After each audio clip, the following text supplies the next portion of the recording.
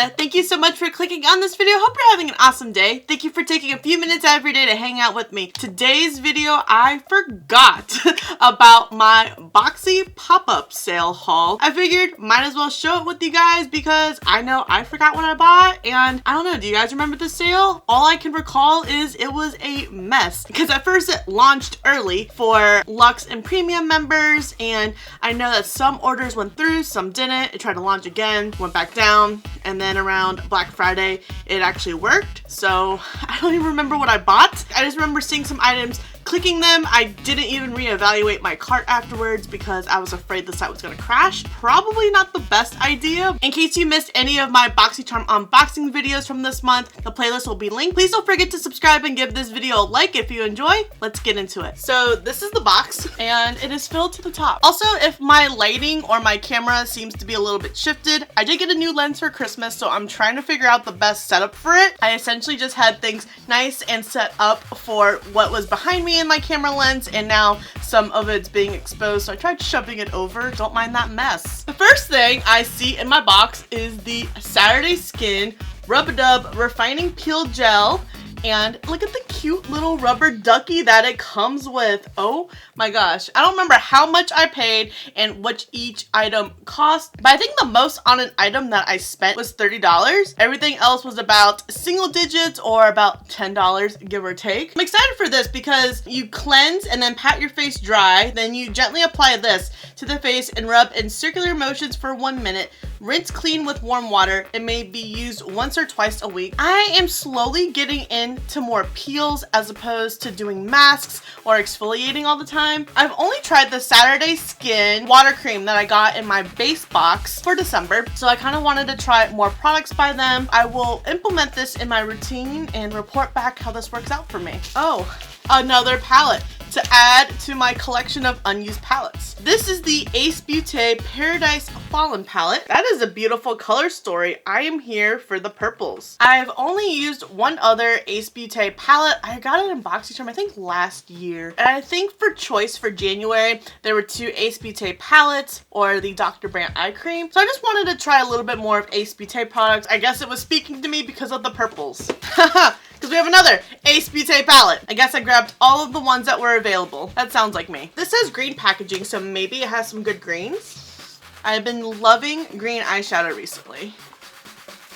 Oh, what a letdown. It's a warm palette, which, you know, I love warm palettes. I just thought the packaging was gonna be green because this packaging was purple and it was purple. This is green and it is warm. It kind of reminds me of that new Tarte Spicy Betch palette that came out, which has been a more exciting Tarte release for me recently. A lot of their palettes have been that neutral pop of blue, yawn color story. I think it'd be fun to do a comparison between the two. But spoiler alert, I think I'm going to be doing a low to no buy in January, so that might just have to wait a little bit. Maybe this will do it for me that I won't need that Spicy Betch palette. And a third Ace Beauté palette kind of matches my eyeshadow. I have the Dominique Cosmetics Celestial Storm palette on my eyes, and then I couldn't figure out what kind of lip I wanted to go with, so I chose a vampy lip. I felt like if I did a hot pink lip, it just was going to be too much hot pink since I'm wearing a hot pink jacket as well. So this is the Ace Beauté Blossom Passion palette. Did I mention what the green one was? I can't remember.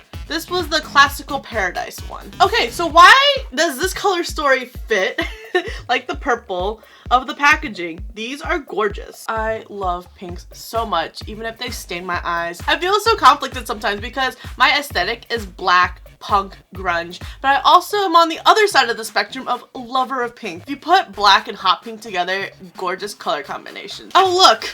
And a fourth Ace Beauté palette. Is this gonna be blue or is it gonna be another neutral palette? This is the Slice of Paradise and it's rainbow. Okay, so at least there is one shade that matches the packaging. Did I need all four of these palettes? No. I believe they're probably like $5, $7, $10 max. I definitely splurged on going crazy with the palettes. Eyeshadow is my first love. I just love eyeshadow palettes. I'm so drawn to them. So when they go on a mega sale like Boxy Pop-Up, I couldn't resist. I believe this is the product that I spent the most on. This is the Luxe Brushes Dreamcatcher collection. It's a 15 2-piece brush set. Now, I am unsure if I am going to keep the set for myself or if I'm going to put it in a future giveaway. I am currently working on my 1K giveaway. I already have the set. I just love brushes so much, especially Luxie brushes. They are just so good. You get the Luxie 522 large powder, 520 tapered face, 510 foundation, 508 duo fiber stippling, 504 large angled, 502 large powder, 231 small tapered blending, 221 flat definer, 219 eyeliner, 217 pencil, 215 small angle, 213 eye shader, 211 concealer, 205 tapered blender, 201 brow and lash, and then the Luxie brush cup holder. So it's a really nice set, and to get it for 30 bucks, I think this retails for at least $100 or $200. So it was such a good deal, and I know for me being a lover of Luxie brushes, I couldn't pass up on this at all, even if I already owned the set. Now they did have another Luxie brush set. This one I don't have, but this is the Luxie Face Essential Rose Gold Collection brush set. You get the 518 large powder brush, 520 tapered face brush, 532 top blending face, 504 large angled face, a 510 foundation face, and then a 110 detail flat blender. I believe they also had another Luxie set, but I think it was for more contouring, so I didn't get that one because I don't contour. And then by IGK, I got the Speechless Dry Oil Finishing Spray for the hair and body. I mainly got it for my hair. That's like the majority of the rest of the products in here. I go through hair products so quickly. This main just calls for a lot of hair products. I was very intrigued that it was a dry oil formula just to see how my hair reacted with it. It says you have dull, slightly frizzy dry hair, which I have frizzy and dry hair, and I want high shine, color dimension, non-greasy finish. I don't want a greasy finish mainly. And then you just mist over your hair, focus on mid lengths and ends. Can also use on your body. For me, I hope that this product just adds a little bit of hydration and reduces the frizz. Usually in the winter time, my hair cooperates a lot better with less frizz. It just needs more hydration. So we'll see. Looks like I lost the cap to my IGK Good Behavior Smoothing Spray. It says you have frizzy, dry, or curly hair, which I have more of a wave to it when it's not straightened. And I want to get sleek, smooth, frizz-free, high shine, faster styling time. I mainly want sleek and smooth and frizz-free. And this is mist over damp or dry hair in sections. Comb through, ensure every strand is coated, blow dry, finish with a flat iron for best results. I don't blow dry my hair just to reduce the amount of heat that I do expose my hair to. So this is something I would like to do maybe after I get out of the shower, but I really love a leave-in conditioner. So I have to figure out where this product would best be incorporated. Right now, I really don't know how to implement that in my routine because I feel like I already have a product for everything. I think that was just probably an impulse buy. IGK also has really good reviews, and I've only tried that hydrating balm that we got in a BOXYLUX, which I really enjoyed, so I just wanted to try more products, I suppose. Oh, I got another product by Saturday Skin. This is the Moisturizing Beauty Essence. I'm wondering if this is the same as like the Tatcha Essence. It's like $90, something crazy. So I wanted to see how this Saturday Skin one rivaled it because I love my Murad Quench Essence. I'm just out of it right now. And since BOXYPOP had an Essence, that's probably why I went with it, even though I'm not familiar much with Saturday Skin. Took a chance on the brand. I always give the brand QMS a little bit of a hard time on my channel because I have been in BOXYCHARM for 2 months in a row. I got the eye cream, I got a lip serum, and I splurged on the exfoliant fluid. I love my Paula's Choice liquid exfoliator.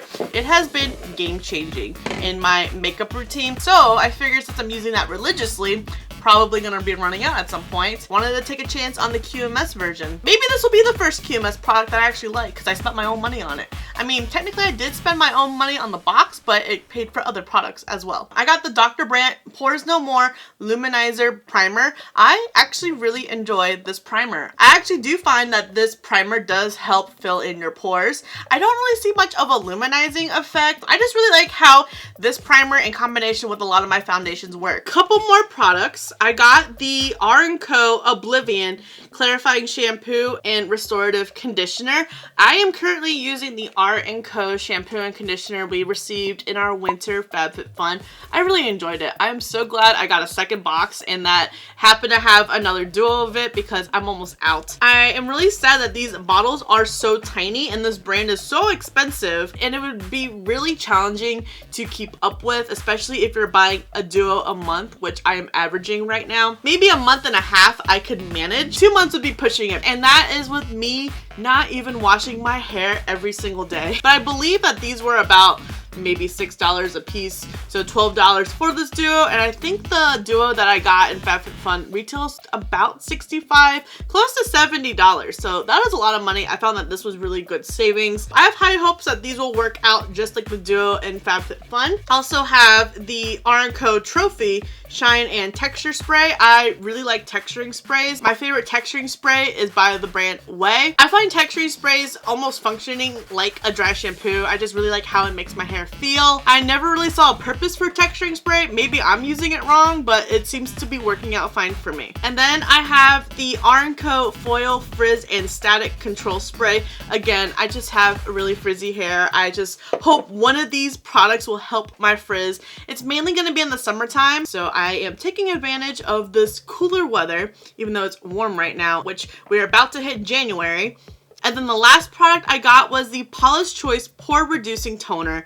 It is actually for oily combination skin, which I do get oily in my T-zone. I just had such an amazing experience with Paula's Choice with the liquid exfoliant that I wanted to try another product by them. I'm running low on my Mamande Rose Toner, so this probably will take its place. My other toner is an oil balancing one, which I don't need until spring and summer. And then I have a dark spot corrector one, which actually dries out my skin a little bit, which I feel like this will be a good one to add into the rotation. I'm just sitting here going, wow, did I really need any of this? No, I probably could have just skipped out on BOXYPOP. If I recall correctly, which BOXYPOP seems so long ago, I think in total I spent $150 on all of these products. I'm pretty much set for at least the first half of the year on skincare and hair care items. So we'll definitely see how everything works out. I would love to know what you got in BOXYPOP, or did you skip the sale because you were so frustrated with all of the glitches trying to get into the sale? I would love to know if we got similar items, different items, and do you look forward to the next one?